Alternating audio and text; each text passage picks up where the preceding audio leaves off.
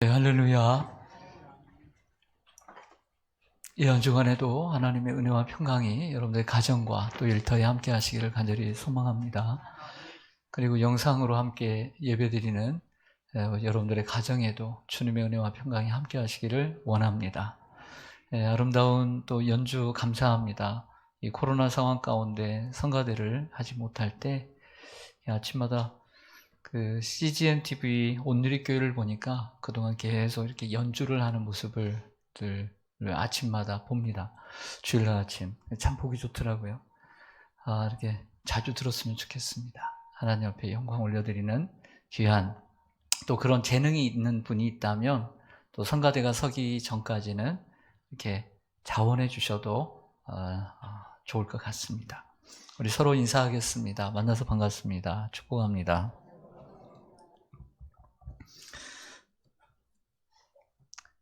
형제 간의 다툼은 어렵지 않게 발견할 수 있습니다. 기업의 총수가 되고 싶어하는 대기업의 형제들 속에서 형제의 난을 발견할 수 있습니다. 노벨 평화상까지 받은 훌륭한 전 대통령의 두 아들의 유산 다툼 속에서 안타깝게도 형제 간의 평화는 발견할 수 없습니다. 아이 콘택트와 같은 TV 프로그램에 참여하는 형제들 속에서 과거의 아픔을 극복하지 못하고 끝까지 이 아이 컨택트를 하지 못하는 형제들을 발견할 수 있습니다. 금쪽 같은 내 새끼와 같은 아이들 대상 프로그램에 나오는 형제들의 그 어린 아이들의 다툼 속에서도 쉽게 발견할 수 있습니다. 형제들의 다툼은 나이를 초월하는 듯 합니다. 어제 농심그룹의 창업주 신춘호 회장이 경영 일선에서 물러난다는 뉴스 속에서 형과의 관계를 기자가 이렇게 적고 있습니다. 신 회장은 신격호 롯데그룹의 명예회장의 둘째 동생인데 1965년 형에게 나와 농심을 창업하면서 생긴 형과의 앙금을 풀지 못하고 제사도 각각 드리고 서로 왕래하지 않았다. 작년 형이 세상을 떠났을 때도 장례식장에 오지 않아 형과의 화해는 없었다. 제2의 전성기를 맞고 있는 회사의 창업주이고 그리고 90의 나이에도 왕성한 활동을 하고 있지만 그리고 사업 능력이 탁월하고 그리고 장명의 달인이지만 형과의 갈등은 결국 풀지 못했습니다. 굳이 멀리 가서 발견할 필요도 없지요. 가까운 우리의 가정 안에서 발견되어집니다. 가까운 친척 가정 안에서 적지 않게 일어나는 일들이 형제의 갈등입니다. 몇 년이 지났는데도 얼굴 한번 보지 않고 지내는 이들이 많습니다. 이번 주간에 설 명절이 있습니다. 명절만 되면 형제 간에 불화가 일어나는 가정이 있습니다. 이번에는 코로나19로 만날지 모르겠지만 코로나를 핑계로 만나지 않는 게 천만 다행인 가정도 있습니다. 오늘 본문 창세기 33장에는 이러한 형제가 등장합니다.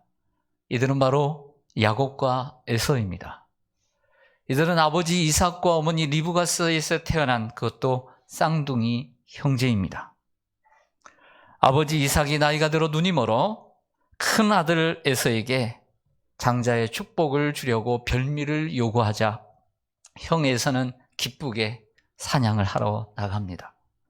하지만 야곱의 가정은 차별과 편애의 병을 앓고 있었습니다. 그 사이 둘째 아들을 더 아꼈던 어머니 리브가가 야곱과 모의해서 집에 있는 양을 잡아 별미를 만들어 몰래 축복을 도둑질합니다. 뒤늦게 이 사실을 알게 된 에서는 동생 야곱을 미워하게 되고 결국 죽이고자 하는 마음을 갖습니다. 이에 아버지 이삭과 어머니 리브가는 동생을 살리기 위해 아들을 살리기 위해 밧단 아람에 있는 외갓집에 잠시 피신을 시키게 됩니다. 이렇게 해서 야곱은 제2의 인생을 살게 됩니다. 외삼촌 라반의 집에 가서 20년을 살게 됩니다. 참 인생이 기구합니다. 어떻게 자기가 그렇게 살 줄 누가 알았겠습니까? 야곱과 에서는 앙금을 풀지 않은 채 20년의 세월을 흘려보냈습니다. 야곱은 외삼촌 라반의 집에서 더 이상 살 수 없었습니다. 거기서 아내 4명을 얻고 그리고 당시에 11명의 아들을 얻고 그리고 하나님의 은혜 가운데 아무것도 가지고 오지 못할 상황이지만 하나님의 은혜 가운데 수많은 가축의 떼를 소유하고 나오게 되었습니다. 부모님이 계시는 고향으로 브엘세바로 돌아오는 길에 형을 만나야만 했습니다. 종들을 보내어 형에게 먼저 은혜를 받기를 원한다는 소식을 전했지만 형 에서가 400명의 장정을 거느리고 온다는 소식을 듣자 야곱은 겁이 덜컥 들었습니다. 그 두려운 밤에 가족들은 야복나루를 먼저 보내고 자기는 야복나루 그 강가에 앉아서 하나님과 시간을 보내게 됩니다. 그것이 그 유명한 하나님과 야곱의 씨름이고 이스라엘과 분이엘이라고 하는 이름을 얻는 축복의 시간을 갖게 됩니다. 야곱은 그 다음날 형 에서를 만날 준비를 마쳤습니다. 한 번은 경험해야 할 일입니다. 그리고 극적인 화해가 이루어집니다. 오늘 이 형제 화해를 통해서 우리가 배울 수 있는 인생 레슨, 그냥 우리가 생각으로만 그냥 귀로만 듣지 말고 마음속으로 잘 소화할 수 있는 말씀이 되기를 원합니다. 인생 레슨 그 첫 번째, 그것은 화해의 당위성입니다. 당위성이라는 말은 무슨 얘기냐면 해도 되고 안 해도 되는 것이 아니라 마땅히 해야만 하는 것을 당위성이라고 이야기를 하는 것입니다. 시편 133편 1절에 말씀합니다. 형제가 연합하여 동거함이 어찌 그리 선하고 아름다운고. 하나님은 형제가 서로 연합하고 화목하는 것을 기뻐하십니다. 즐거워하십니다. 그리고 그곳에 은혜와 복을 주시는데 바로 영생이라고 말씀하고 있습니다. 여러분, 아무리 가진 것이 많고 저 사람들이 아무리 배운 것이 많아도 형제간에 저렇게 정말 원수처럼 싸우는 모습을 보면서 여러분들 그게 부럽습니까? 전혀 부럽지가 않습니다. 형제간에 우애하는 가정을 보십시오. 서로를 아끼는 형제들을 보십시오. 얼마나 보기 좋고 얼마나 아름답습니까? 아이 콘택트라고 하는 TV 프로그램에 개그맨 최홍림 씨가 나와 30년 동안 의절한 형을 만나는 장면을 보게 되었습니다. 누나의 주선으로 이 만남은 극적으로 이루어졌는데 형은 어릴 때부터 동생을 때렸고 중학교 때는 못 걸을 정도로 때려서 이 최홍림 씨가 외삼촌 댁에 도망을 갈 정도였습니다. 형에게 맞아 고막이 상하게 되어 내가 지금 이렇게 크게 말하는 이유는 그때 형에게 맞아서 잘 들리지 않아서 지금도 내 아내가 왜 이렇게 못 알아듣느냐고 자꾸 얘기하는 이유가 바로 형에게 맞아서 고막이 나가서 그렇다는 거예요. 한 번은 형이 집에 와 가전제품을 가져다가 전당포에 맡기면 가족들은 다 같이 일어나서 집에 있는 가전제품을 하나씩 들고 잘하는 친척과 그리고 이웃집에 맡겼다는 거예요.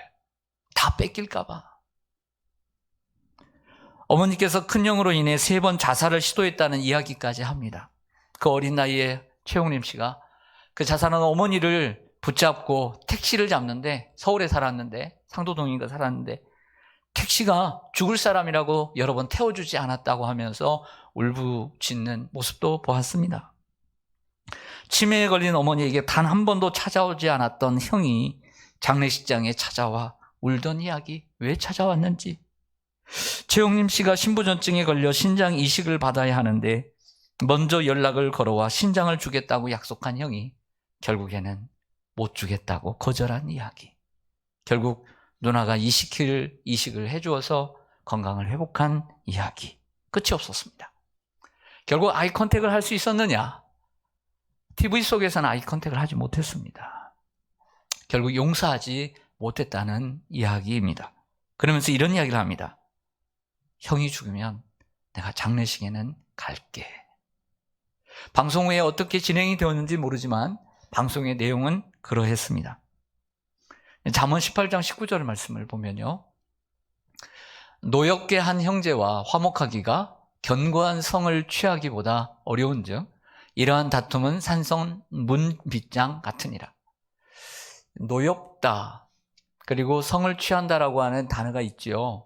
16장 31절에도 노하기를 더디하는 자는 성을 빼앗는 자보다 낫다라는 똑같은 단어가 등장하는데요. 여기는 딴 얘기를 합니다. 다시요.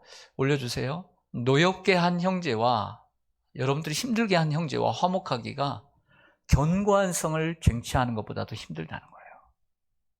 그래서 마치 그 큰 산성의 문빗장을 여는 것과 같다라고 이야기를 하고 있습니다. 여러분, 만약에 이 최홍님 씨와 같은 여러분들 그런 아픔이 있다면 참 용서하기 힘들 것입니다. 여러분들의 마음을 그토록 상하게 하고 아프게 했던 형제를 용서하기는 쉽지 않을 것입니다. 하지만 로마서 12장 18절에 이렇게 말씀합니다. 사도 바울이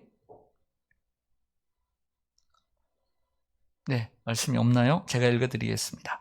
할 수 있거든 너희로서는 모든 사람과 더불어 화목하라. 잘하는 말씀이죠. 할 수 있거든 너희로서는 모든 사람과 더불어 화목하라. 모든 사람과 예외 없이 화목하라고 말씀하고 있습니다. 이런 분들이 있습니다. 가끔씩 들어오면 난 절대 화해하지 않아. 난 절대 용서할 수가 없어. 이런 말을 여러분 듣지 않습니까? 여러분 정말 할 수 없습니까? 화해할 수 없을 만큼 상대방이 잘못했습니까? 자신에게는 잘못한 점이 없다고 생각하십니까? 그 어떤 목사님이 쓰신 책에서 옛날에 제가 읽었는데요. 인상적이어서 기억이 납니다. 그러더라고요. 목회를 하면서 힘들게 하고 괴롭혔던 성도들을 용서하지 못합니까? 목회자들 대상의 책이겠죠. 물으면서 이렇게 얘기합니다. 만약 그 성도가 당신이 목회자의 뺨을 때리지 않았다면 용서하라. 이렇게 얘기합니다. 생각해 보십시오. 여러분들의 용서하지 못하는 사람, 그 사람이 여러분들의 뺨을 때리지 않았다면 용서해 보시기 바랍니다. 왜 우리는 용서해야 할까요? 하나님이 말씀하고 계시기 때문입니다. 하나님께서 우리에게 그 용서를 요구하고 계시고 당부하고 계실 뿐만 아니라 명령하고 계시기 때문입니다. 마태복음 6장 14절과 15절에 보면 너희가 사람의 잘못을 용서하면 너희 하늘 아버지께서도 너희 잘못을 용서하시려니와 너희가 사람의 잘못을 용서하지 아니하면 너희 아버지께서도 너희 잘못을 용서하지 아니하시리라. 여러분 정말 하나님께 용서를 받기를 원하십니까? 그렇다고 한다면 여러분들에게 잘못을 한 형제를 용서해야만이 하나님이 여러분들 용서하십니다. 예수님의 말씀을 가벼이 듣지 않기를 원합니다. 우리는 예수님께서 가장 큰 용서를 예수님께 받았습니다. 그것은 죄의 용서입니다. 우리 영혼의 용서입니다. 몇 푼의 용서가 아닙니다. 자존심의 용서가 아닙니다. 영혼의 용서입니다. 그런데 우리는 작은 용서를 하지 못하는 어리석음에 빠질 때가 많습니다. 형제를 용서하십시오. 그래야 그리스도 예수 안에서 여러분들이 하나님께 용서를 받을 수 있습니다. 화해는 해도 되고 안 해도 되는 선택의 문제가 아니라 당연히 해야만 하고 마땅히 해야만 하는 당위성 때문에 화해는 해야 하는 것입니다. 이것이 성경의 명령입니다. 화해하는 형제를 통해서 배울 수 있는 인생 레슨 두 번째는 미소 짓는 인사입니다. 따라서 하겠습니다. 미소 짓는 인사. 네, 갑자기 얼굴이 펴지네요. 네, 미소 짓는 인사. 어떻게 보면 오늘의 설교는 성품 설교입니다. 명절을 앞둔 이 시점에 어떻게 보면 우리의 성품을 개발할 수 있는 성품 설교입니다. 야곱은 야복 나루를 건너기 전까지는 모든 가족들의 맨 뒤에 서 있었습니다. 그 전장을 보면. 근데 하나님과 만나고 난 다음에 맨 앞에 서서 형을 만나러 나갑니다. 보시죠. 창세기 33장 3절과 4절을 보면 자기는 그들 어디서 나갔어요? 앞으로. 이제 사람이 바뀌었습니다. 하룻밤 사이에 바뀐 거예요. 그러면서 몸을 7번 땅에 굽히며 그의 형 에서에게 가까이 가니 에서가 달려와서 그를 맞이하여 안고 목을 어근 맞추어 그와 입 맞추고 서러우니라. 짧은 장면이지만 많은 일들이 일어나고 있습니다. 형이 보입니다. 7번을 땅에 엎드려 큰절을 합니다. 그 모습을 보고 형이 먼저 달려옵니다. 그리고 그를 안았습니다. 목을 어긋 맡겼습니다. 그들의 인사의 풍습대로 입을 맞추었습니다. 그리고 이 장정들이 펑펑 울었습니다. 극적인 화해의 모습입니다. 야곱은 맨 앞에 나아갔습니다. 그리고 몸을 7번 땅에 굽혔다고 했습니다. 몸을 땅에 7번 굽혔다는 것은 고대 근동 당시에, 그 당시에 임금이나 왕에게나 군주에게 종속자들이 행하는 인사의 방법이었어요.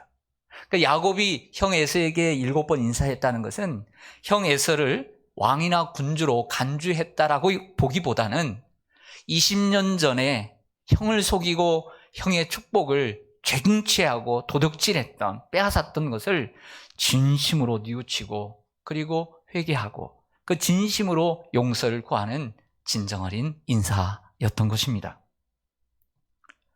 야곱의 태도는 비굴한 것이 아니라 지난날의 잘못을 뉘우치는 진심의 표현이었던 것이죠. 그리고 형에서는 이러한 동생의 모습을 보고 가만히 있을 수가 없어서 달려갔다라고 했습니다. 진심을 다해서 저를 하는 이 동생을 가만히 볼 수가 없어서 윗사람이 달려가서 그를 안고 목을 어긋맞고 입을 맞추고 그리고 울었다고 했습니다. 이는 기쁨의 표시이자 용서의 표시였습니다. 그 성경에도 보면요, 그 다윗의 아들 압살롬이 이제 쿠데타를 이루기 전에 이제 베다른 형을 죽이고 암논을 죽이고 도망을 칩니다. 외갓집에 돌아오게 돼서 돌아와서도 얼굴 안 봐요. 근데 요압의 중간에서 이제 도움으로 인해서 나중에 얼굴을 보면서 어금맡겨서 우는 장면, 그런 장면이죠. 누가복음 15장에 보면 집을 나간 탕자가 돌아옵니다. 그때 아버지가 그 탕자를 향해서 달려가서 목을 안고 우는 장면과 거의 흡사한 내용입니다. 성도 여러분, 우리 인간은 사회적 존재입니다. 사회적 존재라는 말은 무슨 뜻이냐면, 제가 사회학 전공은 아니지만 사회적 존재라는 것은 혼자 살 수 없는 존재라는 거예요. 누군가가 함께 살아야 되는 존재이고, 그리고 거기서 함께 더불어 살아야 되는 존재가 사회적 존재라고 하는 것입니다. 예수님 당시에 사회는 10명 이상으로 구성되었습니다. 유대인들은. 그걸 사회라고 했고 그것을 회당, 시나고게를 만들었습니다. 하지만 나의 사람의 숫자가 많고 적음의 문제가 아니라 다만 사람이 살아가면서, 사회 속에서 살아가면서 사람이 가장 중요한 사회적 기초가 있습니다. 그것은 인사입니다. 사회적 기초는 인사입니다. 그런데 무조건 인사한다고 다 좋은 것은 아닙니다. 웃으면서 예의를 갖추어 인사해야 합니다. 따라하겠습니다. 웃으면서 예의를 갖추어 인사하는 것. 사람들이 얘기합니다. 저 사람 교만해 라고 말할 때, 저 사람 교만해라고 하는 말의 경우 대부분 그 사람이 인사를 잘못해서, 인사를 안 해서 그런 말을 하는 것입니다. 말은 못하지만 속으로 저 사람 교만해, 어느 모임 나가려고 그랬는데 오늘 누구누구 오지? 이렇게 운전하면서 생각해 봅니다. 그 사람이 이름이 뭐였지? 하지만 그 사람의 이름, 그 사람을 떠올릴 때 아유 그 사람 교만해, 잘 모르지만 그렇게 생각하는 것은 그 사람이 만남으로서 만남 속에서 인사를 잘못하고 인사를 제대로 안 하기 때문에 그런 생각을 갖게 되는 것입니다. 교회에서도 마찬가지입니다. 아무리 모든 공예배를 다 드리고 기도를 정말 1시간씩 하고 그리고 봉사를 많이 하고 신앙 연륜이 많고 직분도 가지고 있어도 인사성이 바르지 않으면 사람은 그 사람을 절대 칭찬해 주지 않습니다. 인정해 주지 않습니다. 인사성 하나로 그 사람을 결정하기도 합니다. 저 개인적인 생각이 아닙니다. 절대 제 개인적인 생각이 아닙니다. 놀랍게도 그런 얘기들을 자주 듣습니다. 어떤 사람에 대해서 갑자기 얘기가 나왔을 때 잘 알지도 못하지만 이렇게 얘기합니다.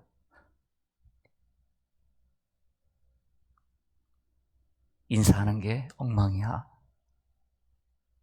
군체만치해. 그걸로 그 사람을 판단해 버리더라고요. 한두 번이 아니었습니다. 무조건 인사한다고 되는 것은 아닙니다. 어떻게 인사하는가가 관건입니다. 미소 지으면서 인사를 해야 합니다. 미소 짓는 사람에게는 아름다운 향기가 있습니다. 교회 안에서 다른 것 하려고 하지 마십시오. 자꾸 뭘 이렇게 참견하려고 하고 하지 마십시오. 참견도 해야 되겠죠. 할 것만 하십시오. 그리고 다만 이렇게 하십시오. 사람을 만나면 미소를 지으면서 예의를 갖추어 인사하십시오. 그것이 하나님께 영광이 되는 것이고 여러분들이 성품을 쌓아가는 것이고 교회를 위한 거예요. 할렐루야. 그리고 오늘 교회를 나오는 성도들을 위하는 것이고 그리고 여러분들을 통해서 저 세상 사람들에게 복음을 전하는 축복의 통로가 되는 거예요. 아파트에서 빌라에서 사람을 만났을 때 몰라도 여기 사는 사람이니까 먼저 따뜻하게 인사하고 밝게 인사하는 사람 다 압니다. 교회 다니는지. 모르는 척하면서도 몇 년 살았는데 그거 모르겠습니까? 나중에 언젠가 다 알게 됩니다. 인사를 잘해야 합니다. 밝게 인사해야 합니다. 직장에서도 마찬가지고 가정에서도 마찬가지입니다. 아침에 일어나든지 말든지 나오든지 말든지 가만히 있으면 그게 어떻게 가정입니까?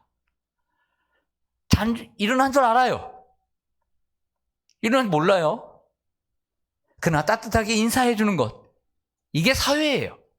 할렐루야. 잘 잤어? 피곤하겠다. 씻어야 되겠네. 오늘은 교회를 좀 일찍 가지. 피곤하겠다. 저희 형님이 저보다 18살이 많아요. 지금 살아계시면 70세가 넘으셨는데 23년 전에 안타깝게 돌아가셨습니다. 일찍 돌아가셔서 참 마음이 아픕니다. 형수님과 조카들이 남매가 있는데 형수님 고생을 많이 하셨죠. 근데 얘들이 잘 커서 연애들을 잘해서 그런지 다 결혼들 하고 애들 다 잘 낳고 잘 삽니다. 얼마나 감사한지 몰라요. 해주기도 했지만 못해준 부분들이 있어서 참 마음이 늘 나름대로 최선을 다한다고 했지만 늘 마음이 무거운 게 사실입니다. 형님이 살아계셨으면 더 잘해줬을 텐데. 그런데 형님 기일이 늘 봄인데 봄이 되면 저녁에 저희 가족이 가서 형님 가족과 함께 기일 이제 초모 예배를 드립니다. 그렇게 20년 넘게 했어요. 그런데 제가 안 좋은 소식을 들었어요. 예배를 드리고 집에 왔는데 나중에 형수님이 제 아내에게 얘기를 한 거예요. 누구 얘기냐면 조카딸 얘기를 한 거예요. 그 조카가 그러더라는 거예요. 엄마한테. 엄마, 삼촌이 얼굴이 안 좋아. 뭐 화난 일이 있나? 목사가 어떻게 그럴 수가 있어, 목사님이? 이런 얘기까지 나왔다는 거예요. 목사님이 그럴 수 있어? 황당해서 제가 마음이 상한 것도 아니고 1년에 한두 번 보는데 그럴 리가 있겠습니까? 밤에 가다 보니까 어떤 날은 좀 괜찮은 날도 있고 어떤 날은 좀 피곤한 날도 있으니까 또 웃음을 짓지 않으면 사람이 화난 것처럼 보일 수 있으니까 그러면서 이런 생각을 했어요. 내가 다음부터는 잘해야 되겠다. 그래서 4월 30일 기일이 되면 아무리 피곤해도 거기 가서 있는 시간만큼은 미소를 잃지 않고 웃으려고 노력을 많이 하고 있습니다. 이처럼 표정이란 중요한 것입니다. 표정도 인사입니다. 평화가 깨어져 있을 때 정말 그 평화를 회복하는 길은 마치 평화가 깨어있지 않은 것처럼 우리의 의무를 다하고 존경의 예를 표하는 것입니다. 고개를 숙이는 자들의 그 머리로, 허리로 화살은 지나가게 되어 있습니다. 화해의 길은 하나님께서 명령하셨다. 내 마음속에 나는 아니야. 화해 안 됩니다. 하나님의 명령에 순종해야지. 하나님 말씀에 순종해야지. 그래도 그런 마음이 있어야 되는 거예요. 그리고 미소 짓는 인사를 할 줄 알아야 돼요. 인사만 잘못해도 사람이 삐뚤어집니다. 교회 안에서도 인사를 제가 한 번 우연히 못한다. 인정합니다. 근데 목사님이 나를 볼 때마다 2번, 3번 인사를 안 하셔. 너무 바빠서 사람들이 치고 들어오니까 인사를 해야 되는데 그러면 그거 오해 하나 가지고 마음이 흐트러지는 겁니다. 인사는 이처럼 중요한 것입니다. 화해하는 형제를 통해 배울 수 있는 인생 댄스 세 번째는 언어의 선택입니다. 따라하겠습니다. 언어의 선택. 한참을 울고 난 후에 에서가 눈을 들어 야곱과 함께 온 사람들이 이제 보이니까 물었습니다. 창세기 33장 5절에 에서가 눈을 들어 여인들과 자식들을 보고 묻되 너와 함께한 이들은 누구냐? 야곱이 이르되 하나님이 주의 종에게 은혜로 주신 자식들입니다 라고 대답을 합니다. 사실 1절에서는 동생 야곱이 눈을 들어 형과 400명의 장정들을 보았습니다. 이번에는 5절에서 형 에서가 야곱과 그 뒤에 있는 가족들을 보았다라고 얘기합니다. 너와 함께한 이 사람들은 누구냐? 하나님이 주의 종에게 은혜로 주신 자식들입니다라고 대답합니다. 야곱은 형 에서에게 말할 때 오늘 본문에서 자신을 주의 종으로 낮추고 그리고 형을 내 주라고 표현하는 것을 보게 됩니다. 여러분들 성경 한번 보시죠. 창세기 33장 5절입니다. 5절 하반절로 가보시면 하나님이 주의 종에게 은혜로 주신 자식들이니이다. 8절 하반절로 가겠습니다. 내 주께 은혜를 입으려 함이니이다. 13절 상반절로 가겠습니다. 야곱이 그에게 이르되 내 주도 아시거니와. 14절 상반절로 가겠습니다. 청하건대 내 주는 종보다 앞서가소서. 14절 하반절로 가겠습니다. 내 주께 나아가리이다. 15절 하반절로 가겠습니다. 나로 내 주께 은혜를 얻게 하소서 하매. 아멘. 야곱은 형 에서를 향해 존칭을 사용함으로써 형을 공경하는 태도를 계속 보이고 있음, 견지하고 있음을 볼 수 있습니다. 우리가 상대방에게 이야기할 때 정말 화해를 위해서는 먼저 존중의 언어를 사용해야 돼요. 가까운 가족이라 할지라도 함부로 말하지 않는 습관이 필요합니다. 참 어렵죠. 가장 쉽고 그리고 가장 편하게 대하는 존재가 가족이니까 그래요. 존중하는 언어를 사용해야 합니다. 오래된 친구라고 할지라도, 오래된 형제라 할지라도, 수십 년간 함께한 신앙생활을 온 성도라 할지라도 서로 간에 존중하는 언어를 사용할 줄 알아야 합니다. 야곱의 언어의 선택에서 배울 두 번째는 배려하는 언어입니다. 따라가겠습니다. 배려의 언어. 야곱은 이렇게 얘기합니다. 누구냐? 그랬더니 하나님께서 주의 종에게, 당신에게 은혜로 주신 자식들입니다 라고 대답을 하죠. 야곱은 대답을 할 때 선택을 합니다. 이렇게 얘기할 수 있습니다. 하나님께서 축복해 주신 자식들이라고 얘기할 수 있습니다. 하나님께서 은혜로 주신 자식들이 아니라 그레이셔들리라고 하는 은혜로 주신 자식들이라고 얘기를 하고 있는 거죠. 블레싱이 아니고 하나님께서 나에게 은혜로 주신 자식들이라고 얘기합니다. 언어의 선택이에요. 왜? 하나님께서 나에게 축복해 주신 자식들이라고 얘기할 수 있지만 형과의 만남 속에서 형에게는 트라우마가 있어요. 그건 축복이라는 단어예요. 20년 전에 그 축복을 빼앗아버린 그 장본인이 계속 축복 얘기하면 형은 계속 그 마음을 망치로 맞는 거예요. 언어의 선택이에요. 상대방이 가족을 만났는데 그 가족이 싫어하는 단어가 있을 수 있어요. 싫어하는 주제가 있을 수 있어요. 근데 그것을 자꾸 꺼내면 싸움만 되는 거예요. 형을 배려하는 단어를 사용하고 있다는 거죠. 우리도 단어를 가려서 사용해야 할 줄로 믿습니다. 야곱의 언어의 단어에서 선택하는 배울 수 있는 세 번째는 감사의 언어예요. 따라하겠습니다. 감사의 언어. 하나님이 주의 종에게 은혜로 주신 자식들입니다 라고 했을 때 그냥 형님 내 자식들이에요. 충분히 가능하죠. 충분하지 않아요? 형님 내 아내들이고 4명의 아내나 있고 내 자식들입니다 라고 말할 수 있는데 하나님께서 은혜로 주신 자식들이다 라고 말을 했던 것이죠. 야곱은 하나님의 은혜를 이야기하고 하나님께 받은 그것을 은혜를 하나님께 모든 영광을 돌려드리고 있습니다.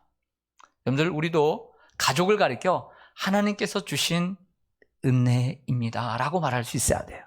뭐라고요? 하나님께서 베풀어 주신 은혜입니다. 여러분들의 가족들을 그렇게 고백할 수 있었으면 좋겠습니다. 그뿐만 아니라 여러분들이 현재의 모습, 가지고 있는 자신의 능력과 지위와 명예와 소유까지 하나님께서 베풀어 주신 은혜라고 감사할 수 있었으면 좋겠습니다. 그리고 우리가 사람들과 대화를 할 때 늘 유념해야 할 것은 하나님께서 말없이 곁에서 듣고 계시다는 사실을 기억해야 돼요. 그래서 네가 나의 은혜를, 내가 너에게 베푼 은혜를 네가 사람들에게 말하고 있는지 하나님 보고 계시다는 것을 기억해야 합니다. 가끔씩 전화를 합니다. 성도님, 또 전화가 오기도 하죠. 그러면서 또 교육자들이 이분에게 좀 목사님 전화가 필요한 것 같아요. 그럼 제가 전화를 합니다. 코로나 때문에 힘드시죠? 어떻게 지내셨어요? 이렇게 물으면 그 권사님 집사님이 이렇게 합니다. 하나님의 은혜로 잘 지내고 있습니다. 그 말을 들을 때 얼마나 기쁘고 감사한지 몰라요. 여러분, 그 말은 합당하게 대답하는 거예요. 요한일서 3장 5절에 말씀합니다. 합당하게 대답하라. 합당하게. 야곱의 언어의 선택에서 배울 네 번째는 부드러운 언어입니다. 따라서 하겠습니다. 부드러운 언어. 에서가 이번에는 야곱이 보내준 550마리의 가축이 무엇이냐고 묻습니다. 어제 나에게 보내준 그 550마리의 가축이 뭐냐? 그랬더니 내 주께 은혜를 입으려 함이니이다. 페이버라고 하는 단어를 쓰죠. 그러자 에서가 내 동생아 내게 있는 것이 족하니 내 소유는 내게 두라. 거절을 합니다. 그런데 여러분들 이 대화가 부드러워요? 아니면 부드럽지 않아요? 부드럽잖아요. 가고 오는 대화가 부드러워요. 네. 여러분들 말을 할 때 말의 내용보다 더 중요한 것은 말투입니다. 잘 알면서도 안 되는 거죠. 말 내용 아무리 좋아도 상관없어요. 말투가 좋아야 돼요. 내용보다 말투. 자신을 돌아보기 원합니다. 잠언 15장 1절과 2절 말씀 보겠습니다. 좀 덥네요. 유순한 대답은 분노를 쉬게 하여도 과격한 말은 노를 격동하느니라. 지혜 있는 자의 혀는 지식을 선히 베풀고 미련한 자의 입은 미련한 것을 쏟느니라. 여러분은 유순한 대답, 부드러운 대답은 분노까지도 쉬게 해요. 하지만 과격한 말은 노를 격동하는 거죠. 지혜 있는 자의 혀는 지식을 선히 베풀지만 미련한 자의 입은 미련한 것을 쏟아내는 거예요. 잠언 15장 23절에 오면 사람은 그 입의 대답으로 말미암아 기쁨을 얻나니 때에 맞는 말이 얼마나 아름다운고 라는 말을 합니다. 상대방이 나에게 말을 걸어올 때 나는 어떻게 대답을 하고 그리고 어떻게 반응을 하는지 돌아봐야 합니다. 물론 여러분들이 무조건 다 부드럽지 않게 대답하는 건 아닙니다. 저도 마찬가지입니다. 부드럽게 대답하는 사람들이 있습니다. 상대방이 좋은데 당연히 부드럽게 대답하죠. 근데 유독 나도 모르게 무의식적으로 항상 퉁명스럽게 대답하는 사람들이 있습니다. 항상 그 상대에게 가장 소중한 사람일 수도 있는데, 그래서 내가 저 사람에게는 내가 왜 이러지? 내가 말투가 항상 왜 이러지? 고쳐야 되겠다라는 생각을 하면서도 잘 안 되는 부분들이 있습니다. 그것을 고쳐갈 때 여러분들은 좀 더 훌륭한 사람이 되어갈 거예요. 야곱의 언어의 선택에서 배울 다섯 번째는 용서와 화해의 언어입니다. 따라서 하겠습니다. 용서와 화해의 언어. 9절에서 보면 에서가 야곱에게 이런 말을 합니다. 이게 대단히 중요한 단어인데요.